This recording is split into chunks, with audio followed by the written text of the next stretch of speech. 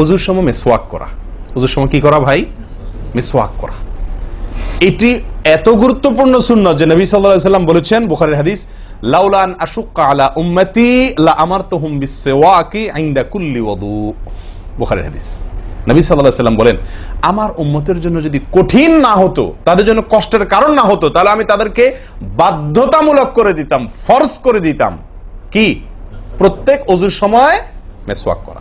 প্রত্যেক ওযুর সময় মিসওয়াক করা, এটা বাধ্যতা করে দিতাম যদি তাদের কষ্টের কারণ। কারণ বাধ্যতামূলক করে দিলে তখন এটা তাদের জন্য, প্রতি ওয়াক্তে মিসওয়াক করাটা তাদের জন্য বাধ্যতামূলক হয়ে গেলে এটা ছাড়া ওযু হতো না, তখন তারা বিপদে পড়ে যেত, বেশি কষ্ট হয়ে যেত। ওযুতে যদি এখন মনে করেন 10টা 15টা 20টা ফরজ নবী সাল্লাল্লাহু আলাইহি ওয়াসাল্লাম ঠিক করে দিন, তাহলে 20টা 15টা 20টা 25টা ফরজ আদায় করে ওযু করা একটু কষ্ট হয়ে যেত না? 5 বার দৈনিক একটু আমাদের জন্য ঝামেলা হয়ে যেত কিনা? নবী সাল্লাল্লাহু আলাইহি ওয়াসাল্লাম সেদিকে লক্ষ্য করে আমাদেরকে কি করলেন না? সহজ করে দিলেন, অর্থাৎ ফরজ করলেন না। তার মানে কি করলেন? সুন্নাহ এর অন্তর্ভুক্ত করলেন। কিন্তু তার হাদিস থেকে, তার বক্তব্য থেকে বোঝা যায় যে ওযুর সময় মিসওয়াকের গুরুত্ব তার কাছে কত বেশি ছিল।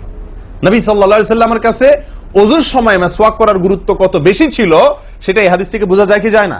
তিনি চাইছেন আমাদেরকে ওযুর সময় মিসওয়াকের নির্দেশটা বাধ্যতামূলক করতে। শুধু করেন নাই কেন? আমাদের কষ্টের দিকে লক্ষ্য করি। এই হাদিস থেকে নবী সাল্লাল্লাহু আলাইহি ওয়াসাল্লাম যে চাচ্ছেন মনে প্রাণে আমরা যেন ওযুর সময় মিসওয়াক করি, এটা বোঝা যায় কি যায় না? ভাই, আমরা বিশেষ করে আরবিয়ানদেরকে দেখি, স্পেশালি সৌদি আরবে আমরা যারা আছি দেখি যে সৌদিদের প্রত্যেকের পকেটে কি থাকে? মিসওয়াক থাকে, এবং তারা সারাক্ষণ মিসওয়াক করে। এটা যেমন আমার দাঁতের মাড়ির জন্য উপকারী, ন্যাচারাল আপনার রস, মিসওয়াকের রস কর যেটা আসে, বিশেষ করে তিতা জাতীয় হলে আরো বেশি ভালো হয়। এটা আমাদের দাঁতের জন্য যেমন উপকার হয়, তেমনি ভাবে দাঁতকে পরিষ্কার রাখে, দবদবা রাখে, দুর্গন্ধ দূর করে, অনেক দুনিয়াবী উপকারিতা আছে।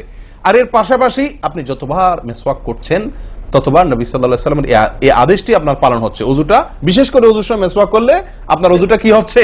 যেই ওযুতে তালা খুলবে সুন্দরভাবে এবং আপনি জান্নাত পর্যন্ত যেতে পারবেন, সে ওযু হবে যদি আপনি তাতে কি করতে পারেন? ওযুর মধ্যে সময় মিসওয়াক করতে পারেন।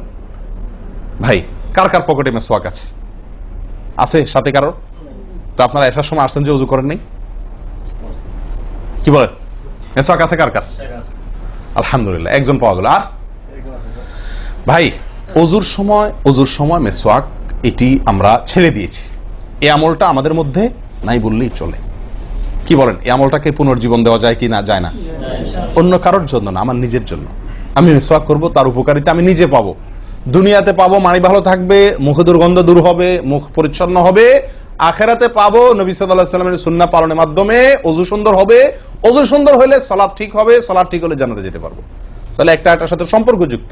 মিসওয়াক করবো তো ইনশাআল্লাহ? একদম উঠে গেছে মিসওয়াক। ওযুর সময় মিসওয়াক করতে আমাদের দেশি ভাইদেরকে দেখাই যায় না একেবারে বললে চলে। প্রিয় ভাইরা, আপনারা কি জানেন নবী সাল্লাল্লাহু আলাইহি ওয়াসাল্লামের জীবনের শেষ আমল কি ছিল? মিসওয়াক ছিল। নবী করিম সাল্লাল্লাহু আলাইহি ওয়াসাল্লামের জীবনের শেষ আমল, যে আমলের পরে আর কোনো আমলের সুযোগ পান নাই, এই আমলের পরে তিনি দুনিয়া থেকে বিদায় নিয়ে গেছেন। তার জীবনের লাস্ট আমল কি ছিল? মিসওয়াক। তিনি আয়েশা রাদিয়াল্লাহু তাআলা আনহার কোলে মাথায় রেখে শুয়েছিলেন মৃত্যুর ঠিক আগ মুহূর্তে। শরীরে আর শক্তি ছিল না মিসওয়াক চিবানোর মতো। নতুন মিসওয়াক চিবায়া ওটাকে নরম করবেন, এই শক্তিটা ছিল না। আল্লাহ রাসূল সাল্লাল্লাহু আলাইহি ওয়াসাল্লাম আয়েশা রাদিয়াল্লাহু তাআলা আনহাকে দিলেন, আয়েশা, মিসওয়াকটা আমাকে একটু চাবায়া দাও। তিনি চাবায়া নরম করে দিলেন। এরপর নবী সাল্লাল্লাহু আলাইহি ওয়াসাল্লাম মিসওয়াকটা করলেন। বাস, এই মিসওয়াকের পরে তার মৃত্যু, এবং এই মিসওয়াকের মাঝখানে আর কোনো আমল করার সুযোগ ছিল না। ভাই, কত গুরুত্বপূর্ণ আমল বোঝা উচিত। ওযুর সময় মিসওয়াকটা উঠে গেছে, আমরা কি করবো ইনশাআল্লাহ? সবসময় মিসওয়াক পকেটে রাখবো তো ইনশাআল্লাহ? ওযুর সময় মিসওয়াক কখন করবেন, এটা নিয়ে ওলামাদের দুটি মত পাওয়া যায়। বেশিরভাগ ওলামাদের মত এবং বিশুদ্ধ মত হলো কুলি করার সময় আমরা মিসওয়াক করব।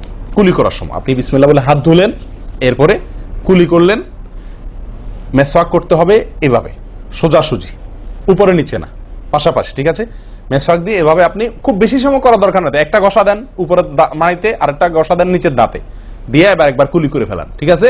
আবার মিসওয়াক দিয়ে একটা ঘষা দেন, আবার একটা ঘষা দেন, আবার কুলি করে ফেলেন। এভাবে 3 বার মিসওয়াক করেন, 3 বার কুলি করেন, বাস সুন্নাত আদায় হয়ে গেল। কথা কি বুঝাতে পারছি? আল্লাহ তাআলা আমাদের সকলকে তৌফিক দান করেন।